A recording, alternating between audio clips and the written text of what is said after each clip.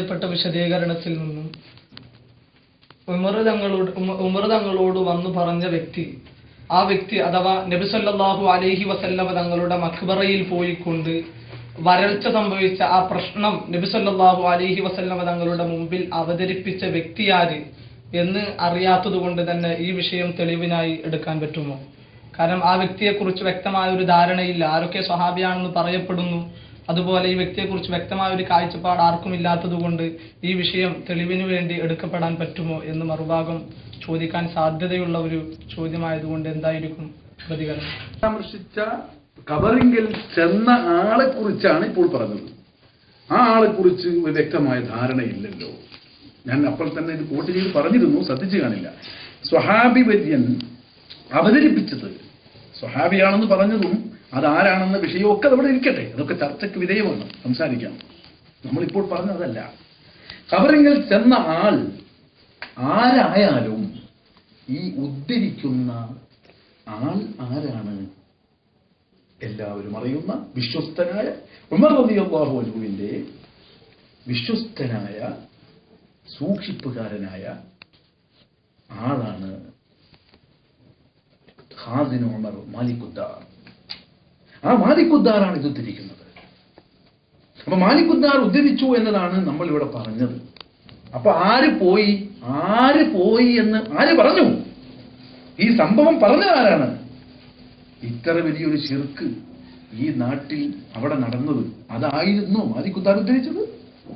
ഇങ്ങനത്തെ ഒരു ശിർക്കായിരുന്നോ മാലിക്കുദ്ദാർ ഉദ്ധരിച്ചത്? ഉമർ റളിയല്ലാഹു അൻഹുവിനോട് ഇങ്ങനെ ഒരു സംഭവം നടന്നത് മുഴുവനും ഉദ്ധരിക്കുന്നത് ആരാ? മാലിക്കുദ്ദാർ. മാലിക്കുദ്ദാറിന് ഇതിന്റെ മുഴുവൻ രൂപവും അറിയാം. അന്ന് അവിടെ നടന്ന പരസ്യമായ യാഥാർത്ഥ്യമാണത്. അത് മാലിക്കുദ്ദാറിലൂടെ ലോകമറിയുകയാണ്. നമ്മൾ അറിഞ്ഞതും മാലിക്കുദ്ദാറിലൂടെ, മഹാന്മാരിലൂടെയാണ് നമ്മൾ അറിയുന്നത്. പരമ്പര സ്വഹീഹാണെന്ന് നിങ്ങളും സമ്മതിച്ചു, അതിൽ തർക്കമില്ല. അപ്പൊ മാലിക്കുദ്ദാറിൽ ഉദ്ധരിക്കുന്നത് അന്നത്തെ സമൂഹം മുഴുവനും അറിയുന്നു. മഴ കിട്ടാത്തത് ആ ഉമർ റളിയല്ലാഹു അൻഹു ഭരണകാലത്ത് മുഴുവൻ ആളുകളും അനുഭവിച്ച ഒരു സത്യമാണ്. മഴ കിട്ടിയതും അവരെല്ലാവരും അനുഭവിച്ചതാണ്. ഉമർ റളിയല്ലാഹു അൻഹുവിനെ ഇങ്ങനെ ഒരു സംഭവത്തിൽ ഒരാൾ ചെന്ന് സമീപിച്ചു എന്നതും പുറത്തെല്ലാവരും അറിഞ്ഞ ഒരു സത്യമാണ്. അന്നാരും ഉമർ റളിയല്ലാഹു അൻഹു അടക്കമുള്ള മാലിക്കുദ്ദാർ എന്ന് പറയുന്ന ഈ മഹാനടക്കമുള്ള ഈ കാലം വരെ ഇത് ഉദ്ധരിച്ച ഒരു ഇമാമിങ്ങളും ഒരു സ്വഹാബിയും ഇതിനെതിരിൽ എഴുതി വെച്ചതായി പറയാൻ ഇന്ന് വരെ ഒരാൾക്കും കഴിഞ്ഞിട്ടില്ല, ഖിയാമത്ത് നാൾ വരെ കഴിയുകയുമില്ല. ഇതിൽ നിന്ന് വളരെ വ്യക്തമാണ് ഇങ്ങനത്തെ ഇവർ പറയുന്ന ഭാഷയിൽ കൊടിയ ശിർക്ക് എന്ന് വെച്ച് നോക്കുമ്പോൾ ഇത്ര വലിയ ശിർക്കാണോ ഇമാമികൾ എഴുതി വെച്ചത്? ഇത്ര വലിയ ശിർക്കായിരുന്നു ഖാസിൻ ഉമർ റിപ്പോർട്ട് ചെയ്തത്? ഇത്ര വലിയ ശിർക്ക് ചെയ്തിട്ടാണോ ഇത്ര വലിയ വരൾച്ച നീങ്ങി മഴ പെയ്യുന്നത്? അള്ളാഹുവും തിരക്കിൽ പെട്ടോ?